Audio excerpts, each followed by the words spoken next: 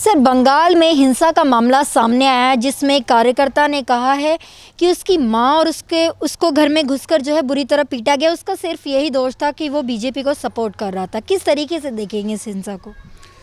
ये कहीं ना कहीं पे दर्शाता है कि किस बर्बरतापूर्ण बंगाल की स्थिति जा चुकी है और जिस तरह का रक्तपात हो रहा है वहाँ पे, वो कहीं ना कहीं पे तो लगता है कि जैसे कि वहाँ पे महिषासुर की लड़ाई हो रही है देवी माँ के साथ। और आज बंगाल की राजनीति कहीं ना कहीं पे रक्त रंजित राजनीति हो चुका है। और सीधा सीधा इन सब का जिम्मेदारी अगर जाता है तो वहाँ की मुख्यमंत्री ममता बनर्जी और उनके जो टीम है, उनके जो पार्टी है तृणमूल कांग्रेस, उन्हीं पे ही ये सारा चीज़ें जाता है, क्योंकि कानून प्रशासन कहीं ना कहीं पे स्थानीय सरकार के हाथ में है। हाँ, ये ज़रूर है कि अभी मॉडल कोड ऑफ कंडक्ट लग चुका है, तो उसके चलते इलेक्शन कमीशन के हाथ पे सारी चीज़ें आ गया है। पर इसका मतलब ये नहीं है कि आपका कोई जिम्मेदारी नहीं है। आपके लोकल पुलिस क्या कर रही थी वहाँ पे, और जिस हिसाब से आप अपने आप को दीदी कहते हो, आप अपने आप को पीसी कहते हो, भाई बेटी कहते हो बंगाल के, और एक महिला के ऊपर इस तरह का बर्बरतापूर्ण आक्रमण आपके गुंडों के माध्यम से, वो भी सिर्फ उनका यही दोष था उस माँ का कि उनके बेटा भारतीय जनता पार्टी के साथ जुड़े हुए हैं। तो केवल यही गुनाह है क्या? किसी विपक्ष के पार्टी के साथ कोई अगर जुड़ा हुआ हो तो क्या उसका अधिकार क्षेत्र में नहीं है कि वो वहाँ पे राजनीति करे या फिर अपनी बातें रखे? हर किसी का जिम्मेदारी होता है और हर किसी के अधिकार क्षेत्र में होता है कि वो अपने बात जनता के बीच में रखे। वो तो जनता तय करेगी ना कि भाजपा की फ़िलॉसफी उनको अच्छा लगता है या फिर दूसरे विपक्ष के पार्टी के फ़िलॉसफी उनको अच्छा लगता है या फिर आपके पार्टी का फ़िलॉसफी अच्छा लगता है कि नहीं। आपने 10 साल तक आपने दिया क्या है बंगाल को? आपने कहा था परिवर्तन, और माँ माटी मानुष लेके आप ये नारा लेके आए थे। मैं खुद उस प्रदेश से हूँ, बंगाल से हूँ, और मुझे भी बहुत उम्मीद थी दीदी से जब पहली बार जब वो चुनाव जीती कि शायद ये जो 34 साल का जो वामफ्रंट का जो शासन है, जहाँ पे रक्त रंजित राजनीति रहा है और तानाशाही रहा है, वो राजनीति से कहीं ना कहीं पे शायद मुक्ति मिलेगी बंगाल के जनता को। और सब लोग मतलब कि बहुत ही ज़्यादा अपेक्षा के साथ दीदी की तरफ देख रहे थे। पर दीदी ने क्या किया 10 साल के शासन में? 10 साल के शासन में 3-4 चीज़ें दीदी की उपलब्धि है। एक तो है कि कटमानी, दूसरा है टोलाबाजी, तीसरा है रोहिंगा आओ वो वाला राजनीति, घुसपैठी आओ वो वाला राजनीति, चौथा है कि चरम सीमा पे करप्शन, और करप्शन के साथ सीधा सीधा सारे प्रशासनिक चीज़ों का जिम्मेदारी अपने भतीजा के हाथ पे दे देना, जहाँ पे हम लोग बंगाल में उनको भाईपो कहते हैं, भाईपो के हाथ पे दे देना, और सरेआम एक तरह से तानाशाही चलाना। और उस तानाशाही के ऊपर एक चादर का अगर एक किसी ने एक वो किया है, चोली बिछाने का काम किया है या फिर चादर बिछाने का काम किया है, तो वो दीदी ने की है। तो ये कहीं ना कहीं पे दर्शाता है कि आपका मकसद ही ये था और आपका मानसिकता ये था।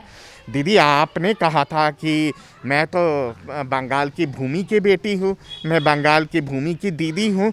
तो ये क्या है आपका? पहले तो दीदी, दीदी के बाद आप बेटी, बेटी के बाद फिर पीसी, पीसी के बाद फिर मासी यानी कि मौसी, मौसी के बाद फिर दीदी बन जाएगी दादी, दादी से बन जाएगी नानी, जिनको हम लोग ठाकुमा या दीदा कहते हैं बांग्ला में, और उसके बाद बन जाएगी, जैसे जैसे चुनाव आएगा और वोटिंग का जब समय आएगा तब तक दीदी बन जाएगी गुड़िया रानी। ये है उनकी राजनीति, ये है उनकी नीति।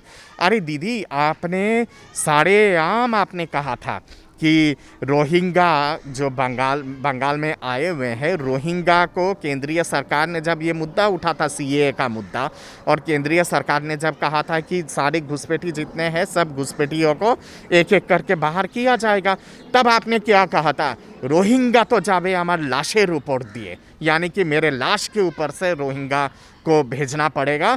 केंद्रीय सरकार अगर कोशिश भी करती है रोहिंगास को भेजने की या फिर घुसपैठियों को भेजने की, तो मैं चट्टान की तरह खड़ी हो जाऊंगी रोहिंगा और घुसपैठियों के और केंद्रीय सरकार के बीच में। आज के डेट में कहीं ना कहीं पे बंगाल के जनता को भी कहीं ना कहीं पे मज़ा आता है दीदी को चिढ़ाने में। जब भी जहाँ पे दीदी दिखाई देती है तो दीदी को देख के ही सब लोग कहते हैं जय श्री राम। और दीदी क्या करती है, दीदी उस पर इस तरह से रिएक्ट करती है। आपको याद होगा 2019 के लोकसभा चुनाव के दौरान किस तरह से वो गाड़ी से निकल के बोली थी कि पालत छिच कनो एगलो के धौर तो चामड़ा छेड़े देवो, यानी कि भाग क्यों रहा है, इन सबको पकड़ो, तुम्हारे जो चामड़ा है वो चामड़ा को मैं निकाल के फेंक दूंगी, जय श्री राम बोल चीज।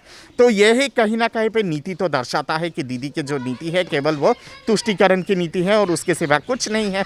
इसके साथ साथ आप अगर देखेंगे जितने सारे मौलवी हैं, मौलाना हैं, तमाम जितने सारे हैं जो मदरसा के हैं, सबको सरकारी खजाने से अच्छा खासा मोटा भत्ता उन्होंने दिया है।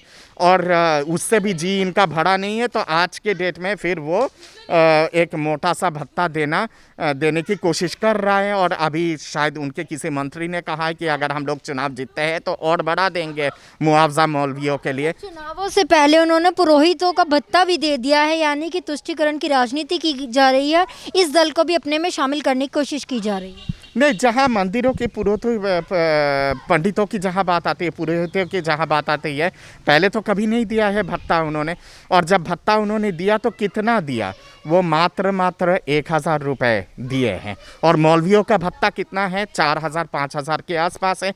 तो आप अगर दो तो समान से दो ना, बराबरी होना चाहिए ना, वहाँ पे भी इस तरह का पक्षपात है। और आज आप फिर कह रहे हो कि आप अगर चुनाव जीतोगे तो फिर और बढ़ा देगा मौलवियों का भत्ता जो है। ये किस तरह की नीति है? ये जो नीति है ये नीति चल नहीं सकता है। आपने सुना होगा कि अभी उन्होंने एक नारा दिया है, जय बांग्ला। अब मैंने कई सारे चैनलों पे मैंने खुलासा किया है, आपके चैनल पे भी मैं खुलासा करता हूँ। जय बांग्ला जो स्लोगन है, वो जय बांग्ला स्लोगन वो मुक्ति वाहिनी, बांग्लादेश की जो मुक्ति वाहिनी है, और जब बांग्लादेश का जब लिबरेशन वॉर चल रहा था पाकिस्तान के विरोध में, जब बांग्लादेश का स्थापना हुआ, उस समय जय बांग्ला का स्लोगन नारा लग रहा था। मुक्ति वाहिनी की वार कराई है वो जय बांग्ला। और शेख हसीना की जो पार्टी है, पार्टी का नारा ही है जय बांग्ला। और बांग्लादेश के फ्लैग के ऊपर भी लिखा हुआ है जय बांग्ला। तो आप कौन सा बंगाल की बात कर रहे हो? आप ऊपर बांग्ला की बात कर रहे हो क्या, या फिर उस साइड वाला बंगाल की बात कर रहे हो क्या, जो मौजूदा बांग्लादेश है? पर आपकी जो रोहिंग्या नीति है, जो तुष्टीकरण की नीति है, उससे तो कहीं ना कहीं पे लगता है कि शायद आप उस पार के बंगाल के बारे में ही बात कर रहे हो। और आप कहते हो कि नहीं, और दीदी ने खुद कबूल किया कि हाँ ये बांग्लादेश का स्लोगन है जय बांग्ला। फिर भी मैं बंगाल की जनता को कहती हूँ कि तुम लोग सब जय बांग्ला बोलो। इस तरह का राजनीति नहीं चल सकता है। जब दीदी को सीधे वे में हार दिखाई दे रही है, भवानीपुर से आप पलायन की है जो उनके पुश्तैनी सीट है, और वो इसलिए क्योंकि 2019 में भी या फिर 2016 में भी टीएमसी जो है वो भवानीपुर से कम 6,500 और 7,500 वोटों से पीछे थी भाजपा से, तो इसलिए भवानीपुर से भाग रही है दीदी। और आप कह रही है कि मैं नंदीग्राम से चुनाव लड़ूंगी। मैं तो कहता हूँ बांग्ला में, दीदी जतो करो नंदीग्राम, बांग्लार गोली बोले जय श्री राम जय श्री राम। आपकी उपलब्धि अगर मैं गिनाऊँ तो केवल वो है टोलाबाजी, काटमानी, चाल चोर, त्रिपाल चोर, भाईपो। आपको याद होगा कि जब अब अम्फान का जब तूफान आया, जब केंद्रीय सरकार ने इतना अच्छा खासा रकम दिया वहाँ के राहत के लिए, तो वो रकम जो है अब डकार मार के आपकी पार्टी खा गई। इतना ही नहीं कि उसके चलते कलकत्ता हाई कोर्ट के चीफ जस्टिस ने कहा कि इसकी ऑडिटिंग होनी चाहिए ऑडिटर जनरल के माध्यम से।